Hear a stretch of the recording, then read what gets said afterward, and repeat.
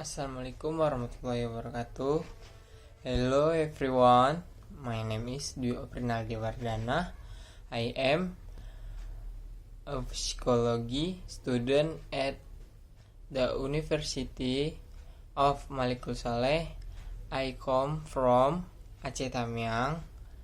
Here I want to explain the material about depression. Okay, let's get straight to the material. The first student definition. Depression is a common disorder that characterized by either a low or depressed mood or loss of interest or pleasure in nearly all activities. Many additional symptoms are often present in this disorder, such as changes in weight, appetite, or sleep patterns, fatigue, difficult weight concentration, or decision making, moving more slow than usual, or agitation, feelings or worthlessness or guilt, and suicidal thinking. To receive a diagnosis of major depression on individual must have at least 5 of these symptoms, causing significant impairment in function nearly every day for at least 2 weeks. Biological, cognitive, and impressional factors have all been shown to play a significant role in the development and treatment of the disorder. Background and significance. In addition to being extremely common, depression also has serious consequences. Up to 25% of individuals may experience depression at some point in their lives, and disorders lead to significant problems in social and occupational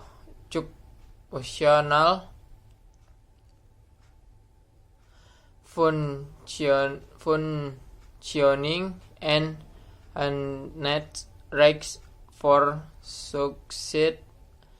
It is also recommended with individuals who have experienced one episode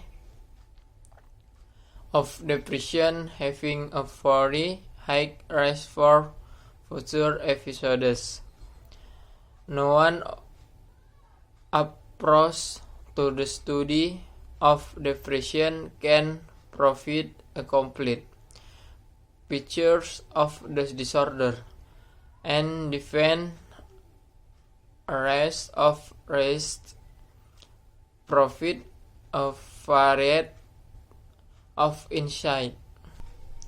Psikologi, theories of depression, cognitive process and depression. One the most common features of depression is its impact on an individual's thought and aversion pattern of negative thought play a prominent role in disorder.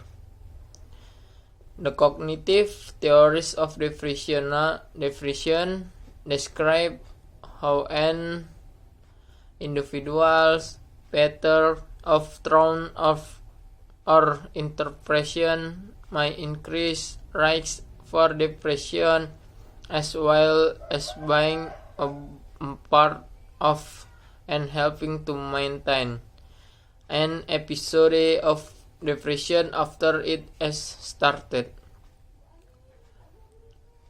Attribution of helplessness and depression. 1. The cognitive development in the study of depression was based of Martin Seligman's work and helps this research process that an individual's interpretation or attributes about the cause of event can lead to a feeling of helplessness, which can lead to depression. Individuals who then make internal, stable, and global are said to have a negative attribute style, which is associated with depression. The more recent Hippolytean theory of depression proposes a process by which an individual's attributional style may lead to be individual at risk for depression, and these people, the occurrence of negative life events can lead to attributes causing hopelessness, then leads depression. Beck's cognitive theory of depression. Another cognitive theory of depression was developed by Aaron Beck. Beck's cognitive theory of depression focuses on the negative thought of depressed individual. In this theory, individuals who have or are at risk for depression have negative mental sickness or automatic pattern of viewing themselves and the world. The cognitive therapy for depression. Cognitive theories of depression have led to development of cognitive therapy. One of the most successful and common forms of treatment of depression. Cognitive therapy work to identify and challenge the automatic negative thought of the depressed individual over time. The negative cognitive style of the individual becomes less based, and depression is reduced. Cognitive therapy is highly effective, and clinical trials have shown it to be at least as effective as medication in treating depression and preventing its recurrence. Interpersonal process and depression. Depression has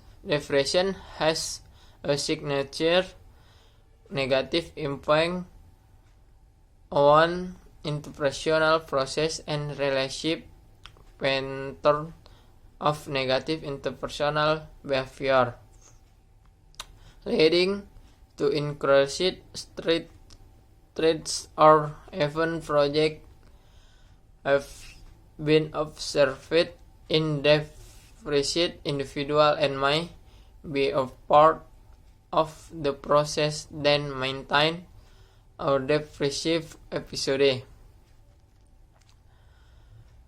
Fact-checking behavior and depression. Research has shown that depression individuals are highly interested in different kinds of feedback from others. One such interpersonal process that has been linked to depression is exclusive reassurance checking, which was initially described as part of James Cohen's interpersonal theory of depression. Some individuals who are expression or are at risk for depression may continually seek reassurance from others as their own work. Stress generation and continuous depression. Depression has a strong impact on the relationship and expression of the depressed individual. Negative life events generally have been found to place an individual at risk for depression, but one unusual effect that has been observed in depression is stress generation, which refers to the tendency for depression to lead to increase in negative life events. Interpersonal therapy for depression. Many different interpersonal processes are involved in depression, and although therapy has been developed to specifically address the individual process, interpersonal therapy for depression is a type of psychotherapy that naturally addresses some of these issues. Interpersonal therapy examines the interpersonal patterns of a depression individual lives and the cause on specific interpersonal problem arise. Interpersonal therapy has been studied in clinical trials and has been shown to be effective in trimming depression. Implication. Diverse psikologi and biological play a role in depression. Negative contrast and interpersonal process have been shown to be prominent aspect of the disorder and may also act as risk factors for disorder. Depressive tone and interpersonal behaviors may work together in contributing a negative call, maintaining depression and adversely affecting many areas of an individual's life. Despite these physical therapies have been developed that can alleviate many of these problems and are highly effective in the treatment of this disorder. Thank you.